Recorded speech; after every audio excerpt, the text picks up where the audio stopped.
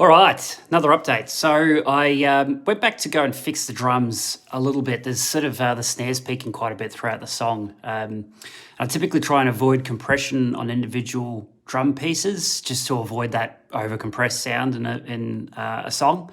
But I felt this track needed it, so I went back and that improved. But I did notice that that there was a double up in certain parts of the chorus. It almost sounded like the snare, was being double tracked sort of straight after a hit, which was really weird. And I went back in and it was the samples. So the samples for some reason weren't lining up with the snare. So I ummed and ahed about, well, basically the first thing I did was I deleted the samples from the chorus, and as it turned out, it was fine. It didn't really need it in there. So Red was hitting hard enough for those chorus bits, and it still sounds good. It doesn't lose anything from the snare, and everything sounds a little bit more leveled out throughout the song.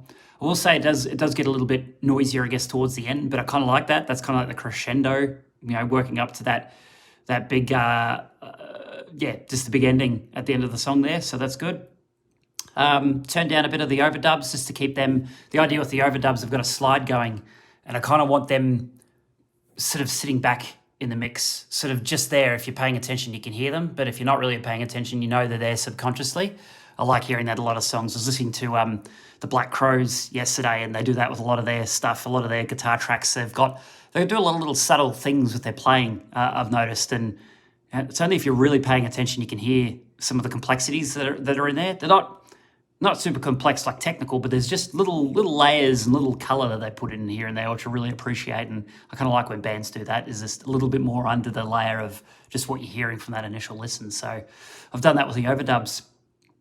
So what I'm going to do now is save this version of the mix.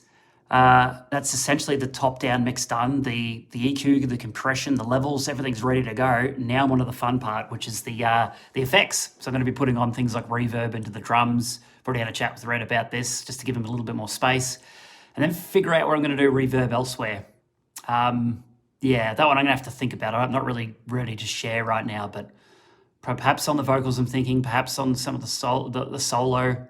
But yeah, I think that'll all play out as I'm doing it. But looking forward to that. Hopefully I'll get that done this week, and then be ready to start sending out a mix next week for feedback, which will be cool. Exciting times.